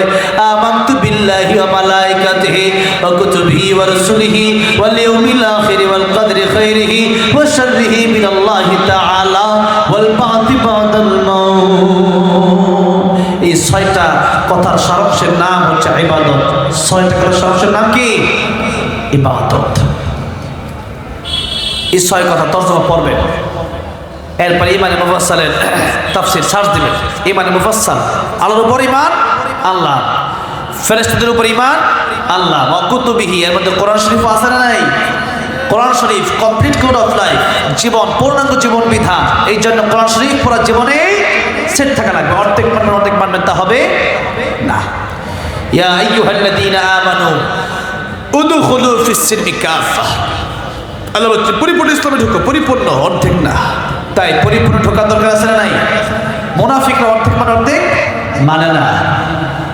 ভাইরা আমার, বাবাজিরা আমার, যেই মা বাবা তাদের মূল্য এত বেশি, কিয়ামতের মধ্যে সেই মা বাবা কাজে আসবে, কিন্তু সেই ব্যক্তি কাজে চলে আসবে যে ব্যক্তি আমার বিরুদ্ধে গীবত করলো, যে ব্যক্তি আপনার বিরুদ্ধে গীবত করলো। নবীজি বলেছেন কিয়ামতের ময়দানে তার নেক আমল তোমাকে দেওয়া হবে আর তোমার গুনাহগুলো তাকে দিয়ে দেওয়া হবে। মানুষের হক নষ্ট করার কারণে যে ব্যক্তি কারো হক নষ্ট করলো, সে যেন তার নিজের আমলগুলো তাকে দিয়ে দিল, আর তার গুনাহ যেন সে চুম্বকের মতো টেনে নিজের কাছে নিয়ে আসলো। তাই গীবত এটা পরের হক নষ্ট করা, পরের ইজ্জত নষ্ট করা। তাই তার কাছে আপনার ক্ষমা চাইতে হবে, মাফ হবে না। এই জন্য গীবত যদি করে থাকেন তার কাছে মাফ চাইতে, ভাই আপনার আমি গীবত করে ফেলছি। আর এটা কি এত সহজ? এত সহজ? একজনের বিরুদ্ধে বলছেন, তার কাছে গিয়ে মাফ চাওয়া এত সহজ মনে করতেছেন? তাই গীবত না করাটাই বেস্ট, ভালো। গীবত করতেছি, রোজাও রাখতেছি, লাভ কি? গীবত করতেছি, শরবত রাতে ইবাদত করতেছি, লাভ কি? গীবত করতেছি, নামাজও পড়তেছি, লাভ কি? ইবাদত তাকে দিয়ে দিচ্ছেন আপনি। তাই মুফাসসিরে কেরামগণ বলেছেন, গীবত যদি করতে তাহলে বাপ মায়ের জন্য করো, কারণ তোমার আমল তোমার বাপ মাকে দাও। কারা দাও? বাপ মাকে দাও। তাহলে আপনি গীবত করবেন? তা তো করবেন না। ভাইরা আমার, বাবাজিরা আমার, এই গীবত থেকে বাঁচার জন্য আমাদের প্রচুর পরিমাণ, আমাদের দেশে মাছ ধরে না, মাছ যেই বলে মাছ রাখলেন, যে ডুলায়, সেই ডুলিতে মাছ রাখলেন, ডুলার তলা নাই, ডুলার কি নাই? তলা নাই, মাছ থাকবে? ডুলা উপরে উঠাবেন, মাছ সব নিচে পড়ে যাবে। যেরকম ঠিক না বেঠে? ঠিক তেমনি আমল যদি করেন, আমল চলে যাওয়ার সিস্টেমও আছে। সারা জীবন ইবাদত করছেন, গীবত করতেছেন, তো লাভ কি? গীবত মুক্ত আমল। কি মুক্ত আমল? গীবত মুক্ত আমল। আজকের এই রজনীতে আমরা তওবা করব। তার আগে দুইটা অভ্যাস যদি কারো ভিতরে থাকে, আল্লাহ রাব্বুল আলামিন তাদেরকে মাফ করবে। যদি তওবা করে তাহলে মাফ করে দিবে। তারপরেও আল্লাহ নবী বলছেন, ইন্নাল্লাহা লা ইয়াত্তালিউ ফি লাইলাতিন নিসফি মিন শাবান ফায়াগফিরু লিজামি'i খালকিহি ইল্লা লিমুশরিকিন ওয়া মুশাহিন। আল্লাহ রাব্বুল আলামিন শাবানের মধ্য রজনীতে, মানে আগে 14 দিন পরে 14 দিন, মানে অর্থাৎ যেই 15তম যে রাতটা আসে, লাইলাতুল নিসফি মিন শাবান, 14 দিন যাওয়ার পরে 15তম যেই রাতটা হচ্ছে মধ্য রজনী। এই যে মধ্য রজনীতে আল্লাহ রাব্বুল আলামিন বান্দার দিকে একটা বিশেষ দৃষ্টি দেন। এমনি তাকায় থাকা এক জিনিস, আর আপনার সাথে রুমে বৈশা কথা বলাটাই আরেকটা ব্যাপার, এটা আলাদা ব্যাপার। তো এই যে আল্লাহ রাব্বুল আলামিন বান্দার দিকে বিশেষ দৃষ্টি দেন। এরপর আল্লাহ নবী বলছেন ফায়াগফিরু লিজামিই খালকিহি, আল্লাহ রাব্বুল আলামিন পৃথিবীর মানুষগুলোকে সাধারণ ক্ষমা ঘোষণা করে দেন। জুড়ে করে সুবহানাল্লাহ। দুই শ্রেণী লোককে আল্লাহ ক্ষমা করেন না। কয় শ্রেণী? দুই শ্রেণী। ইল্লা লিমুশরিকিন, নবী বলছেন কিন্তু মুশরিককে আল্লাহ মাফ করেন, যারা কি করে? শিরিক করে। কি করে? শিরিক করে। এই দুনিয়াতে যত গুনাহ আছে সবচেয়ে বড় গুনার নাম হলো শিরিকের গুনাহ। তাই লুকমান হাকিম ওনার সন্তানকে বলছেন ওয়া ইয ক্বালা লুকমানু লিবনিহি ওয়া হুয়া ইয়াইদুহু ইয়া বুনাইয়া লা তুশরিক বিল্লাহ ইন্নাশ শিরকা লাযুলমুন আযীম। আমার সন্তান, তুমি শিরিক করো না, কারণ এই দুনিয়ার সবচেয়ে বড় গুনার নাম কি? শিরিক। এই দুনিয়ায় মানুষ যখন বিয়ে করে তার স্ত্রী আরেকজনকে স্বামী বলে ডাকুক বা অন্য কোনো পরপুরুষের সাথে চলুক, কোনো স্বামীটা চায়? চায় না। ভালো স্বামীরা চায় না, কিন্তু মন্দ স্বামীরা চায়। আমাদের দেশে কিছু ইউটিউবার আছে, তার বউ নিয়ে ব্যবসা করে, আছে না? নিজের নিজের তো এমনি হয় না, এখন ওই ইউটিউব ফেসবুক থেকে ইনকাম করে নিজের বউ সদ্যা দেখায় দেয়, দেখো আমার বউ কত সুন্দর। ও তার বউ দায়ুস না, শুধু সেও দায়ুস। ঠিক না বেঠি? জাহান্নাম তার জন্য আগে ওয়াজিব হবে, তার জন্য যে তার বউকে আগে নিয়ে ফোকাস করবে। স্ত্রীটা আপনার জন্য, এটা অপর পুরুষকে দেখানোর জন্য না। জন্য এই স্ত্রী পর্দায় থাকতেছে না কেন? আপনার উচ্ছেদ করতেছেন যে না তুমি পর্দা থাকতে পারবে না। আমার কাছে এক মহিলা কয়েকদিন আগে কাঁদতেছিল, বলতেছিল আমার স্বামী আমি পর্দা থেকে কোনোভাবেই চাই না, কোনোভাবেই চাই না। তাহলে দায়িত্ব তো আপনি আগে। এই জন্য স্ত্রীকে পর্দায় রাখতে হবে, নাহলে কিয়ামতের মধ্যে আগে আপনি জাহান্নামে যাবেন, এরপর আপনার স্ত্রীর প্রশ্ন আসবে। ভাইরা আমার, বাবাজিরা আমার, স্ত্রী স্বামী ছাড়া অন্য কোনো ব্যক্তিকে স্বামী ডাকবে, অন্য কোনো পরপুরুষের সাথে ঘোরাফেরা করবে, রাত কাটাবে, এটা যেমন কোনো স্বামী চায় না। কেন? যা আমার বিবাহিত স্ত্রী, আমি তাকে বিয়ে করেছি দেনমোহর দিয়ে। আপনি দেনমোহর দিয়ে বিয়ে করেছেন তাই এত লাগে আপনার। আর যে আল্লাহ রাব্বুল আমিন আমাকে আপনাকে তার কুদরতি হাতে আমার আপনার চেহারাটা বানালো, সেই চেহারা যখন অন্য বাবার কাছে অন্য কবরে গিয়ে মাথা নত করে দেয়, তখন আল্লাহ কষ্ট পায় না? আল্লাহ আরো বেশি কষ্ট পায় যে বান্দারে তোরে বানাইলাম আমি, তুই তো ছিলি না। বর্ণনা করার মতো আমরা কিছুই ছিলাম না। আমার বয়স 24 বছর আগে কি আমি ছিলাম? যার বয়স 50 বছর আগে কোনো কিছু ছিল না। তাই আল্লাহ রাব্বুল আমিন বলছেন হাল আতা আলাল ইনসানি হিনুম মিনাদ দার লাম ইয়াকুন শাইআন মাযকুরা। মানুষ তো বর্ণনা করার মতো কিছুই ছিল না, আমি আল্লাহ তাকে জিরো থেকে হিরো বানিয়ে দিলাম। কথা বলতে পারতো না, কথা বলার শক্তি দিলাম। হাত ছিল, লড়াতে পারতো, হাতে শক্তি ছিল না, এখন কাজ করতে পারে। পা ছিল, পা দিয়ে হাঁটতে পারতো না, এখন হাঁটতে পারে। সব তো আমি আল্লাহ দিলাম।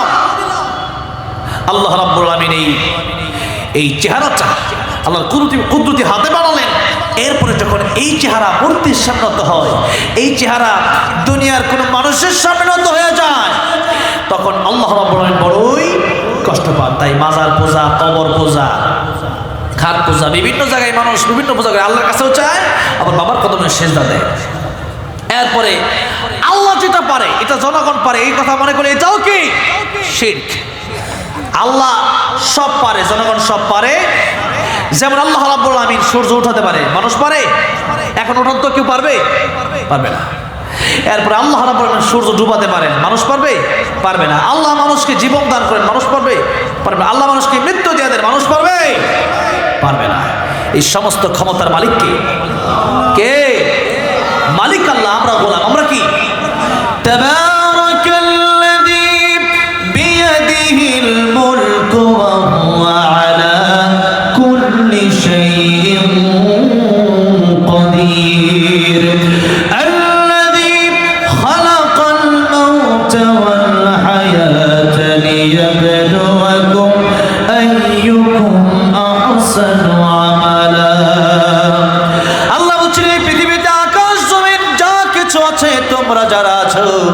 সবার মালিকানা আমি আল্লাহর হাতে, সমস্ত ক্ষমতার মালিকানা আমি আল্লাহর কাছে, আর তোমরা হচ্ছে আমার গোলাম। মালিককে আর আমরা কি গোলাম। দুনিয়াতে যতদিন বেঁচে থাকবো গোলামের মতোই বেঁচে থাকতে হবে। ভাইয়ের আমার, বাবাজিরা আমার, আল্লাহ রাব্বুল আলামিনকে কেবলমাত্র সিজদা দিতে হবে। রব কেবলমাত্র আল্লাহ, মালিক কেবলমাত্র আল্লাহ, খালিক কেবলমাত্র আল্লাহ, আইনদাতা কেবলমাত্র আল্লাহ।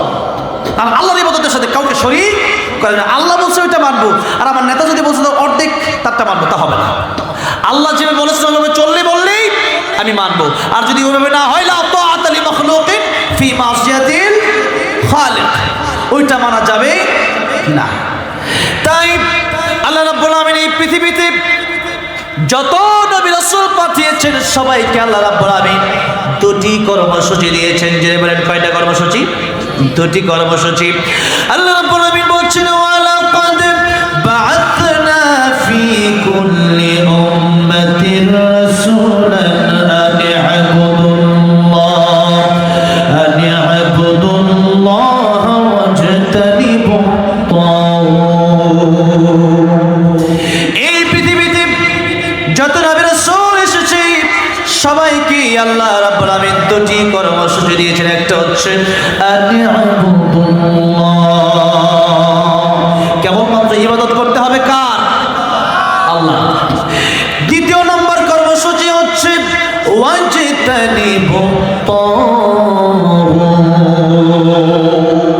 তাগুত বর্জন করতে হবে।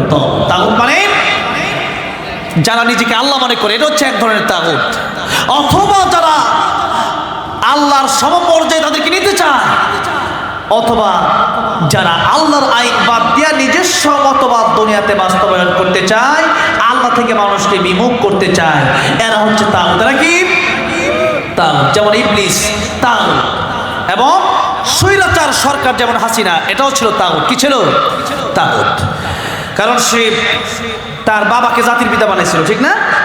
কিন্তু জাতির পিতাকে, আর ইব্রাহিম আলাইহিস সালামকে জাতির পিতা কি মানুষ বানাইছে না আল্লাহ বানাইছে? কে বানাইছে? আল্লাহ রাব্বুল আলামিন বলেছেন মিল্লাতা আবিকুম ইব্রাহিম হুয়া সাম্মাকুমুল মুসলিমিন। মুসলমানদের জাতির পিতা একজনই বানাই দিয়েছে। কে? আরে জাতির পিতা বছরে বছরে পরিবর্তন হয় না। জাতির পিতা আল্লাহ রাব্বুল আলামিন পৃথিবীর মুসলমানের জন্য একবারই বানাই দিয়েছেন। তিনি কে? ইব্রাহিম খলিলুল্লাহ। আমার আপনার মন ছিল জাতির পিতা বানাই দিলাম। তোমার বাবা হতে পারে, আমার আপনার পিতা না, সেরকম ঠিক না? ঠিক। তোমার বাপকে আরেকজনের বাপ বানাতে যাও কেন? এই জন্য তো বিপদ। এই জন্যই কি বিপদ। এই জন্য আল্লাহ রাব্বুল আলামিন যেভাবে বলেছে কোরআন শরীফে, নবী করিম সাল্লাল্লাহু আলাইহি ওয়াসাল্লাম যেভাবে দেখিয়ে গিয়েছেন, ওটাই আমাদের মানতে হবে।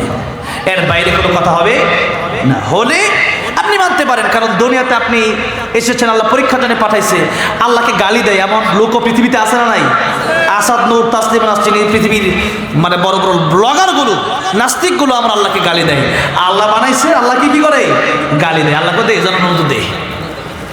সময় হলে দেখা যাবে। আল্লাহ দিয়ে খালাকাল মাউতা ওয়াল হায়াতা লিয়াবলুয়াকুম আইয়ুকুম আহসানু আমালা। এটা তো পরীক্ষার হল। এটা কিসের হল? পরীক্ষার হলে ইংলিশ সাবজেক্ট, ও লিখতেছে বাংলা হাট্টি মাটি টিম, স্যার দেখে হাসতেছে, এখন লেখ, দেখা যাবে রেজাল্টের বেলায়। স্যার কিচ্ছু বলে না, ঠিক না বেঠে? স্যার মারে না বিষয়, স্যার বলে লেখ, তোর যা মনে চাইলে দেখা হবে কোথায়? রেজাল্টের বেলায়। ঠিক তেমনি দেখা হবে কিয়ামতের ময়দানে। কতদিন? একজন নামাজ পড়ছে আর একজন পড়ে নাই, এক সমান কোনোদিন হবে না, হয় না। একজন হালাল খেয়েছে কষ্ট করে আর একজন হারাম খেয়েছে, এক সমান হবে না। একজন তাহাজ্জুদ পড়ছে আর একজন পড়ে নাই, এক সমান হবে না। আজকে রাতে কিছু মানুষ ঘুমাবে আর কিছু মানুষ ইবাদত করবে, সবাই এক সমান হবে নাকি? এক সমান হবে না, অবশ্যই পার্থক্য রয়েছে। তাই ভাইয়ার আমার, বাবাজির আমার, এই দুনিয়া পরীক্ষার হল। এই পরীক্ষার হল মানে ইল্লা মান আতাল্লাহা বিকলবিন সালিম। আগে আমাদের কলবটাকে ভালো করা দরকার। কি ভালো করা দরকার? কলব। কিন্তু আমরা ভালো করতেছি আমাদের দেহ, চেহারা ফেস ওয়াশ দিয়া, এরপরে সোনো পাউডার মাইরা, এরপরে বডি স্প্রে লাগাইয়া, এরপরে মনে করেন বিভিন্ন লোশন টোশন লাগাইয়া, এরপরে মেরিল ফুটে লাগায় সুন্দর করে আমরা বসবাস করি, কিন্তু অন্তরটা কালো। জোরে কোন ঠিক না বেঠিক? কিন্তু ভালো করা দরকার কি? দেহ না অন্তর, দেহ না রুহু? তাই দেহের খাবার রয়েছে, কিছু খাবার রয়েছে ডেইলি খাবার, আবার কিছু খাবার রয়েছে মৌসুম ভিত্তিক খাবার, ঠিক না? যেমন ডেইলি সকালবেলা আমরা ভর্তা, ডাউল, এরপরে রুটি, সবজি, ডিম ভাজা এগুলো খাই, ঠিক না? খেজুর খাই। আমি যেরকম সকালে নাস্তা করি 3 ফল, জাইতুন, খেজুর, বাদাম, মধু, এগুলো সকালের নাস্তা। এগুলো কি সকালের নাস্তা? ওগুলো খাবেন। টাকা না থাকলে কমপক্ষে ওই যে ছোলা বুট আছে, তারপরে ভালো অল্প টাকাতে খেজুরও আছে, ওগুলো খান। 3 ফল বা 3 ওয়াজ জাইতুন, এগুলোর অনেক দাম। আল্লাহ কোরআন শরীফে এগুলোর বর্ণনা দিয়েছেন। দেহ ভালো থাকবে, দেহ সুস্থ থাকবে, তাহলে ওগুলো নাস্তা করার চেষ্টা করবেন। তো খাবার আমরা ডেলি খাই, কারণ দেহ যেন ভালো থাকে। দেহ যেন কি থাকে? ভালো থাকে। আবার মৌসুম ভিত্তিক ফল আছে না, যেমন বরই কি সবসময় পাওয়া যায়? তারপরে আমাদের দেশে আছে কাঁঠাল, সবসময় পাওয়া যায়। খেজুরের রস সবসময় পাওয়া যায়।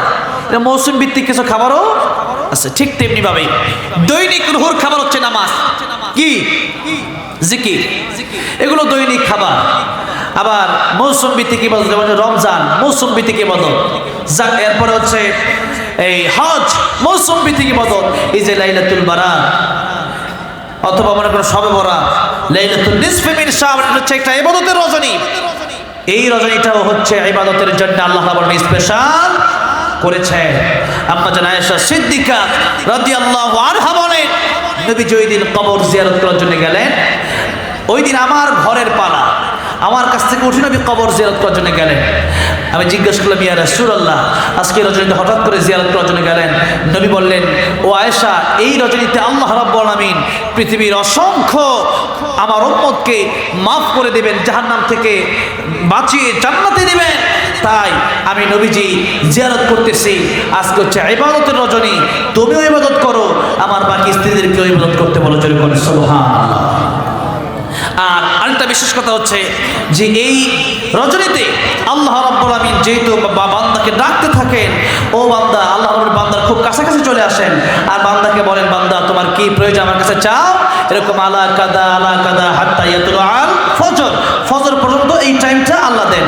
এখন মনে করেন যে আমেরিকা থেকে আপনার এক বন্ধু আসছে এয়ারপোর্ট ঢাকা, তো আপনাকে বলে দিল যে আজকে 14ই ফেব্রুয়ারি গেল, আগামীকাল 15ই ফেব্রুয়ারি, আগামীকাল আমার ফ্লাইট আছে আমেরিকা, আমি আমেরিকা থেকে বাংলাদেশে আসছি, তোমার জন্য অনেক হাদিয়া আমি নিয়ে আসবো, অনেক উপহার নিয়ে আসবো। তুমি কিন্তু কান খাড়া রেখো, মোবাইল সাথে রেখো, আমি ফোন দিয়ে রিসিভ করবা, আমার সাথে এসে ঢাকা দেখা করবা, তোমার হাদিয়া নিয়ে আসবা। তোমার জন্য আমি তোমার ওয়াইফের জন্য স্বর্ণের চেইন আসতেছি, তোমার জন্য একটা আইফোন নিয়ে আসতেছি, এরপর তোমার জন্য অনেক খাবার দাবার, অনেক কাপড় চোপড় নিয়ে আসতেছি, তোমার জন্য লাগেজ ভর্তি তোমার জন্য উপহার নিয়ে আসতেছি। ও যদি ওই রাতে ঘুমায় থাকে, বন্ধু বলছে আমার সময় কিন্তু আমি একদিন, আমি আসবো পরিবারের সাথে দেখা করবো, আমার পরের দিন চলে যাবো, এই একটা সময়। তখন বন্ধু কি করবে? আর ঘুমাবেই না। জোরে বলেন ঠিক না ঠিক? যে এত উপহার আমার জন্য আসতেছে, স্বর্ণের চেইন আমার ওয়াইফের জন্য, এরপর আমার জন্য আইফোন আনবে, আমার জন্য বিভিন্ন উপহার, দুনিয়ার এই উপহার, এরপরে কিছু ডলার হয়তো দিতে পারে। তো এই উপহারের জন্য চলে যাবে কোথায়? এয়ারপোর্টে চলে যাবে, আগের দিন চলে যাবে। কেন? যে আমাকে আমার বন্ধু এত উপহার দেবে, সজাগ থাকতে হবে। বন্ধু চলে গেলে কিন্তু পাবো। এখন বন্ধু আসছে, এসে ফোন দিচ্ছে, যে ফোন দিচ্ছে কিন্তু আপনার ফোন পাচ্ছে, আপনি নাক দেখে ঘুমাচ্ছেন বাড়িতে, এই যশোরে বেনাপোলে ঘুমাচ্ছেন, যে বন্ধু আসলে আসুক, আমার কি। তো ওই যে আপনি মাহরুম ছিলেন, ওই যে আপনার উপহার থেকে আগে যে পান নাই, আগে যেমন ছিলেন এখন এমনই, ওই উপহারগুলো আপনার পাওয়ার কথা ছিল, কিন্তু পরের দিন ঘুম থেকে দেখেন 12টা বাজে, বন্ধু বলছে আসছিলাম পরিবারের সাথে দেখা করে, আবার আমি চলে আসছি, এক রাতের জন্য আসছিলাম। এখন আপনি চিন্তা করেন, আহারে সবই মিস করলাম, ঠিক না? এই হচ্ছে দুনিয়ার কথা। আর আল্লাহ এই সময় বলতে থাকেন, বান্দা তোমাদের গুনাহ আছে, মাফ চাও, আমি আল্লাহ মাফ করে দেবো। জোরে কোন সুবহানাল্লাহ। তারপরে আমরা কি করি? মাফ চাই না, ঘোরাঘুরি করে টিরা সময় কাটায়, এরপরে দেখা গেছে যে আস্তাগফিরুল্লাহ আস্তাগফিরুল্লাহ বলে ঘুমাবি না। তওবার কিছু সিস্টেম আছে, ওইভাবে আমাদের কি করতে হবে? তওবা করতে হবে। তওবার শব্দের জন্য প্রাথমিকভাবে আপনাকে অনুতপ্ত হয়ে যেতে হবে। না, এই জীবনে যা করেছে এইভাবে জীবন চলে না, এইভাবে কি চলে না, জীবন চলে না। পরকালীন আরেকটা জীবন আছে, ওই জীবনের জন্য আমার পাঠাও নাই। আল্লাহ, আমি তো ভুল করে ফেলছি, আমার তো জীবন চলেই গেছে, এখন আর কি করবো? আল্লাহ, আল্লাহ তোমার রহমত ছাড়া আমার কোনো গতি নাই। এরকম চিন্তা ভাবনা কোথায় নেওয়া? অন্তরে নেওয়া, অনুতপ্ত হওয়া। নবী বলেছেন, তাইবু মিনাজ যামবি কামাল্লা যামবালা, মানুষ যখন তওবা করে তার জীবনে কোনো গুনাহ থাকে না। জোরে কোনো সুবহানাল্লাহ। তবে বান্দার হকের ব্যাপারটা অপরাধটা একটু ভিন্ন। বান্দার হক নষ্ট করলে বান্দার কাছে কি চাইতে হবে? ক্ষমা চাইতে হবে, বান্দার হক বান্দাকে ফিরে দিতে হবে। 2 নাম্বার, এই অপরাধ স্বীকার করে আল্লাহ এই ভুল করে ফেলছি। 3 নাম্বারে এই পাপটা বন্ধ করে দিতে হবে যে যা করছে আর এই পাপ করবো না। আগে মিথ্যা বলতাম, এখন আর বলবো না। আগে জেনা করতাম, এখন আর করবো না। এতদিন গান শুনতাম, এখন আর শুনবো। এতদিন সুদ খেতাম, এখন আর খাবো না। এরকম কি করা? পাপ বন্ধ করে দেওয়া, পাপ ছেড়ে দেওয়া। 4 নাম্বার, এই পাপকে ঘৃণা করা, যেটা আসলে খারাপ কাজ, এটা আমাদের হতে পারে না। 5 নাম্বারে পাপ না করার কি করা? ওয়াদা করা। কি করা? ওয়াদা করা এবং কান্নাকাটি করার কাছে চাওয়া, তখন আল্লাহ গুনাহগুলো মাফ করে দেবেন। এই হচ্ছে তওবা। তবে কারো জন্য যদি হিংসা থেকে থাকে অন্তরে, নবী বলছেন 2 শ্রেণীর লোককে আল্লাহ মাফ করবে। এক হচ্ছে তারা শিরিক করে, আর দ্বিতীয় হচ্ছে মুশাহিন। মুশাহিন মানে যারা হিংসাকারী। আমাদের দেশে এমন হিংসাকারী আছে না নাই, যে ওর ভালো মানে একজনের ভালো আরেকজন দেখতে পারে। হিংসা করা মানে কি জানেন? মুফাসসিরিনে কেরাম লিখেছেন তাফসীরের কিতাবে, হিংসা করা মানেই হচ্ছে যে আল্লাহ রাব্বুল আলামিন একজনকে একটা 5তলা বাড়ির মালিক বানাইছে। আপনি চিন্তা করতেছেন ওর 5তলা বাড়ি হলো কেন? তার মানে আল্লাহ দিল কিন্তু আল্লাহর দোষ। কার দোষ? যখন কার দোষ? তা আল্লাহকে আপনি দোষ দিতে পারেন? পারেন না। সুতরাং হিংসা করা এটা গীবত যত বড় গুনাহ, তার চেয়ে বড় গুনাহ হিংসা করা। কি করা? হিংসা করা। এজন্য হিংসা এবং শিরক যদি কারো মাঝে থেকে থাকে, এটা আমরা ছেড়ে দেবো বলে ইনশাআল্লাহ। আর আজকের রাত্রিটা আমরা ইবাদত, তেলাওয়াত, মোনাজাত মানে তাওবা, মোনাজাত, জিয়ারত, আমাদের যাদের অনেকের মা নাই বা মানে তাদের কবরগুলো পারলে জিয়ারত করা, এই হলো আজকের মূল এই 4টা কাজ। আমরা করবো তো ইনশাআল্লাহ। প্রতি রাতে ঘুমান, আজকের রাতটা একটু ইবাদতের জন্য কাটান। একটু মসজিদে ঢুকেন, অথবা মসজিদে যদি ব্যবস্থা না থাকে, মসজিদ আছে, যদি মসজিদের ব্যবস্থা থাকে মসজিদে করেন। আর নিজের ঘরে যারা নিজের বিবি আছে, নিজের মেয়ে আছে, তাদেরকে ডাকেন যে এই রজনীটা আমার কাছে বিশেষ একটি গুরুত্বপূর্ণ রাত। এই রাতে আল্লাহ বিশেষভাবে বান্দা তওবা করলে বান্দা কি করে দেয়? মাফ করে দেয়। এই জন্য এই রাতে তওবা করতে হবে, বেশি বেশি ইবাদত করতে হবে। আরেকটা কথা আছে যে শাবান মাসে নবীজি বেশি বেশি রোজা রাখতেন। কেন? শাবান মাসে আল্লাহ রাব্বুল আলামিন বান্দার আমলনামা আকাশে উঠিয়ে নেন এবং দেখেন কোন বান্দা কি আমল করলো। আমার আপনার এই আমলনামা যদি আল্লাহ তওবা অবস্থায় দেখেন, আপনার নামাজে অবস্থায় দেখেন, আপনাকে যদি আল্লাহ রাব্বুল আলামিন কোরআন তেলাওয়াত অবস্থায় দেখেন, তাহলে আল্লাহ কি হবেন? খুশি হবেন। আল্লাহুল মাওলা ফালাহুল কুল। আল্লাহ যদি খুশি হয়ে যান, আমার আপনার জন্য এইটাই সফলতা। আর আল্লাহ যদি নারাজ হন, এটাই আমার আপনার জন্য কি? ব্যর্থতা। তাই আল্লাহ রাব্বুল আলামিনকে খুশি করার জন্য আজকে রাত আমরা ইবাদত করব, রমজানের প্রস্তুতি নেব এবং তওবা করে একবারে গুনাহ থেকে আমরা সাফ হয়ে নেব বলে ইনশাআল্লাহ। ইনশাআল্লাহ আজিজ। আল্লাহ রাব্বুল আলামিন যেন আমাদের গুনাহগুলি মাফ করে দেন, জোরে বলেন আমিন। এখনই দোয়া হবে। দোয়ার আগে আমার কাছে একটু চিরকুট এসেছে যে আল্লামা সাইদ রহমতুল্লাহ এবং মোহাম্মদ